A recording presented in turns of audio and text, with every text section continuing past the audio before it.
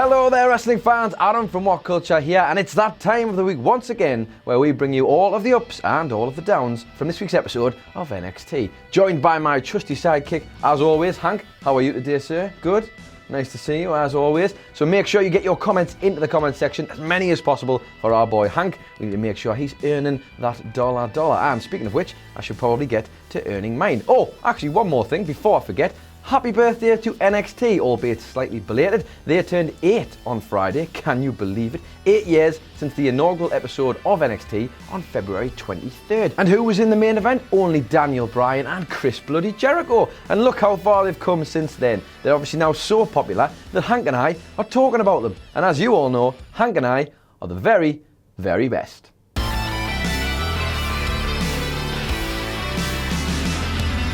If this video package at the beginning didn't give you all of the feels inside your soft, gooey centre, then clearly you are as cold as the beast from the east that is currently running wild on the UK, brother, bringing the cold weather, brother. A recap of Johnny Gargano's final match in NXT, and with a film score to boot, had you getting all those horrible Vietnam-style flashbacks rushing past me face. I was in the corner in the fetal position, but ultimately when it's storytelling that good, it can't get anything other than an up, and that's exactly what it's getting.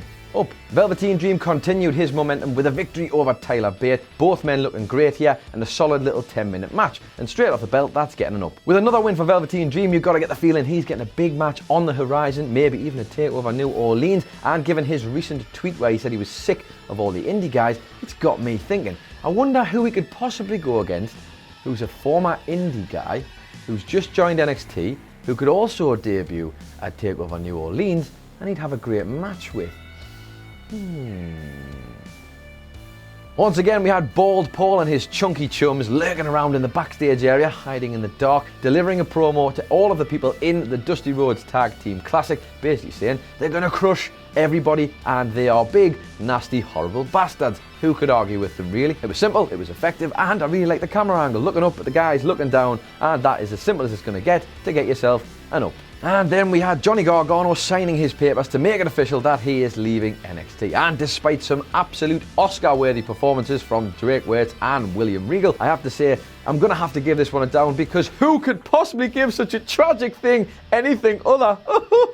Undisputed Era are back after 2 weeks off NXT TV. Who knows why? They should not have been off. They are the best. And ultimately, their theme song has returned also after 2 weeks. And as we all know, I love that song. And therefore, this is already before we've even started getting an up. But yes, Adam Cole was in action. He was up against Cesar Bononi, aka I'm the wrestler you build on any wrestling game ever. Quick match here, some mind games from Adam Cole to kick things off, confuse Bononi a little bit, but ultimately a super kick from Cole and a running knee would get the leader of Undisputed Era an academic victory, and that is as simple as you're going to get, and it's an up. Then we had another example of how good the storytelling and the video packages are in NXT. Taking the storyline between Shayna Baszler and Kairi Sane, which started essentially last year in July, and just condensing it all down into 3 minutes, making the people who are long-term fans, they're kind of invested, like, oh shit, yeah, that was great. And then also the new guys are like, well, this looks interesting, I'm invested in this match now, I want to watch it. Video editing at its absolute finest, and you know what, I just f***ing love wrestling, me, so that's getting an up. Then we had a quick segment on the outside. The Street Profits were interviewing people about who they thought were going to win the Dusty Rhodes Tag Team Classic, although it actually turned out they were just interviewing each other. It was dumb, it was fun, and it was quick, and sometimes you need that to break up the serious. You know what, these two guys are doing good stuff, and I'm all bloody for it. Let's give that an up as well. Then we had a repeat of the Mae Young Classic final in Kairi Sane versus Shayna Baszler, and classic once again it was. These two don't look out of place, they are completely comfortable in their new stomping ground. A great match between these two, and despite a valiant effort from the Pirate Princess, it was the Queen of Spades, Shayna Baszler, who got the win, avenging her loss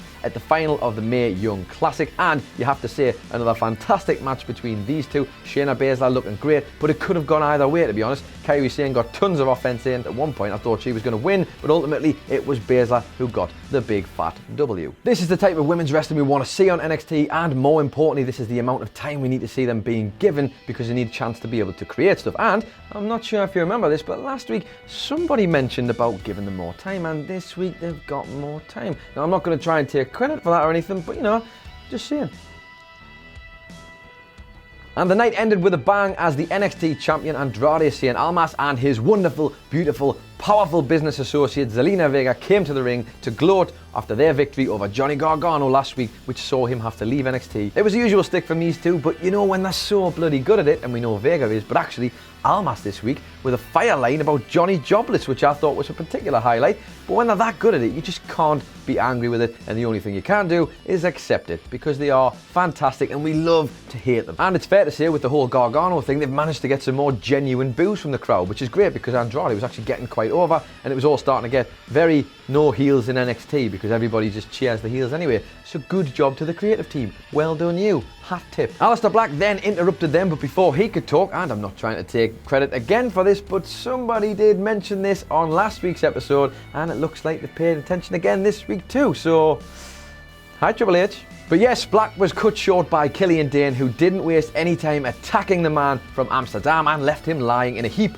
on the floor. It looks like the collision course between these two for the #1 contendership for Andrade Cien Almas's NXT title is very much happening, and when it does happen, this match is sure to be an absolute corker. All in all, this entire final segment, surprise, surprise, is getting an up.